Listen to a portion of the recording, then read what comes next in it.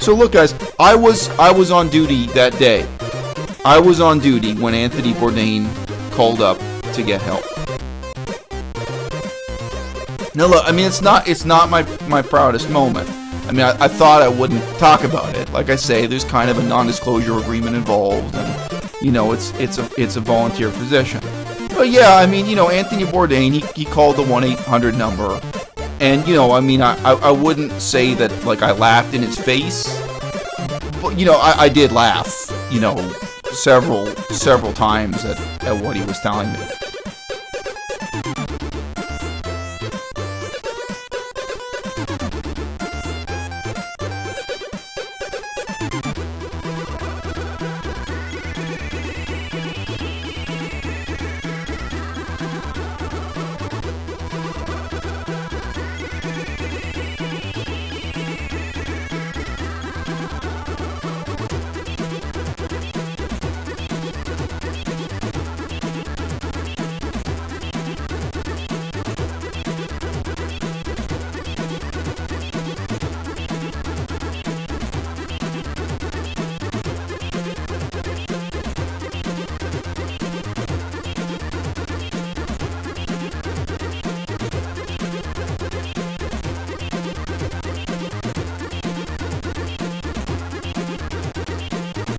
Hey guys, I've had a few different jobs where I had to sign some kind of non-disclosure agreement. In this case, I was working as a volunteer, and I think it was more implicitly understood that you weren't supposed to talk about this stuff publicly.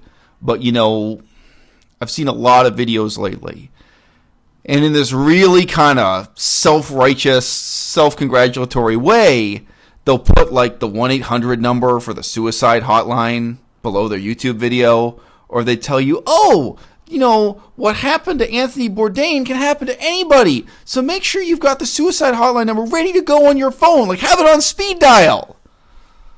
Like this is some kind of magic wand you can wave around. Like somebody in your own life, they're talking about suicide. What do you really think is going to be on the other end of that line?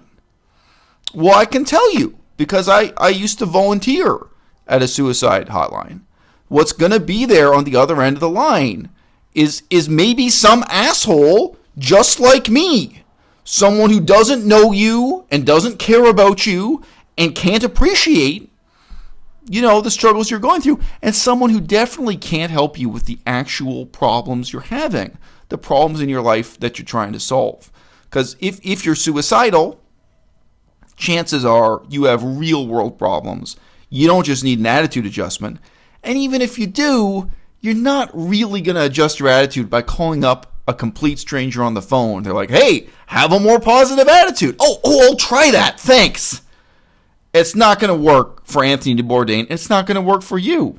I mean, you really imagine it would have saved Anthony Bourdain's life if only he knew there was a suicide hotline, if only someone handed him the phone for that priceless advice from a complete stranger. It's real easy to say, get professional help. But for a lot of these things, there's no professional help. So look, guys, I was on duty that day. I was on duty when Anthony Bourdain called up to get help. And, I mean, I was having a bad day myself. Like, I got to come in as a volunteer, and like they used to have free coffee, but then they got rid of the coffee machine. So it's like they don't even pay me to be there, and I'm expected to like buy, decaf at Starbucks because I only drink decaf. So it's like in Canada, like the cheapest drink you can get is like $2.25 plus tax for like a decaf double espresso, and I'm like, and then I've got to sit there and listen to one person after another explain to me why they want to commit suicide. And I'm not even allowed to give my own opinion. I've got this like photocopied playbook of different pieces of advice. If they say this, do that. You're supposed to just follow the script. So there's really no like empathy or compassion or spontaneity. And I get this guy calling me up, and the first thing he says is, hi, this is Anthony Bourdain. And I'm like, Anthony Bourdain. I understand his life was hard. But, for one thing, I'm vegan. and I'm hearing this, it's like this is someone who has repeatedly said that I and all vegans should just go ahead and commit suicide. He said that on TV a whole bunch of times. Sometimes he meant it as a joke. Sometimes he meant it as some kind of, social criticism, what have you. So, I don't know. It puts me on. And the other thing is, I've got to listen to this guy tell me about how hard his life is. He makes one documentary after another showing him living in constant luxury and self-indulgence. He's on permanent vacation all the time.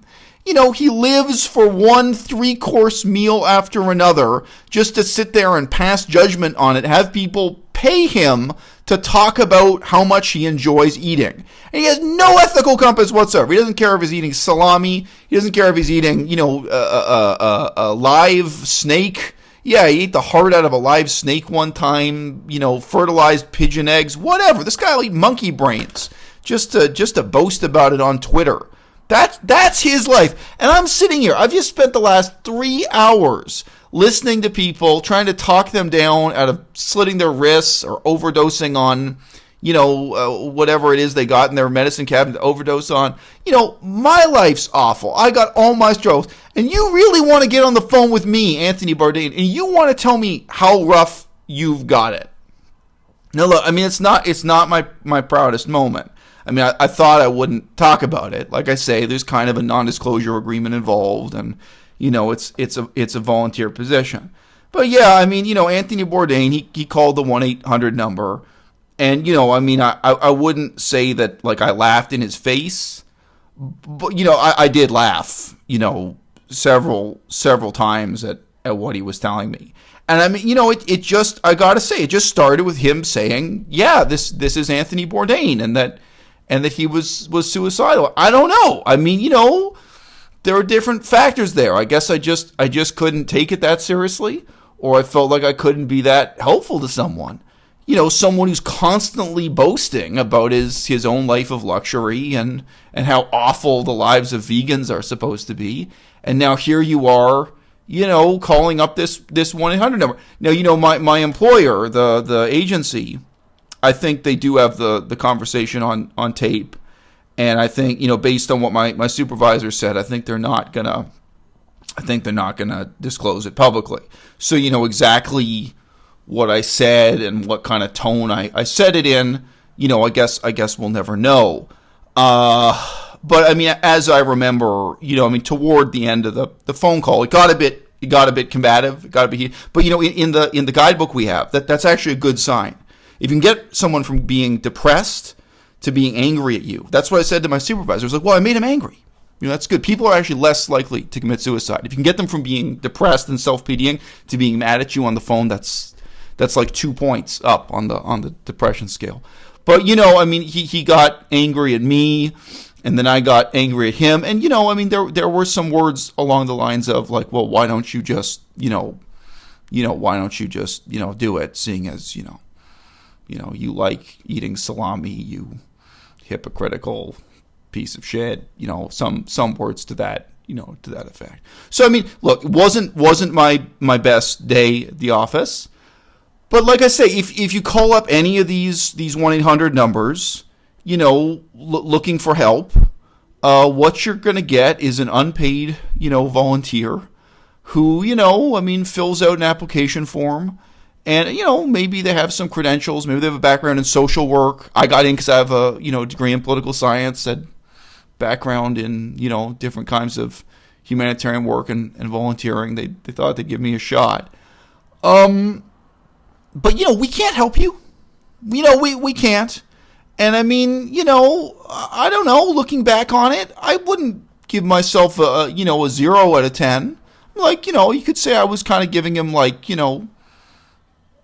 tough love.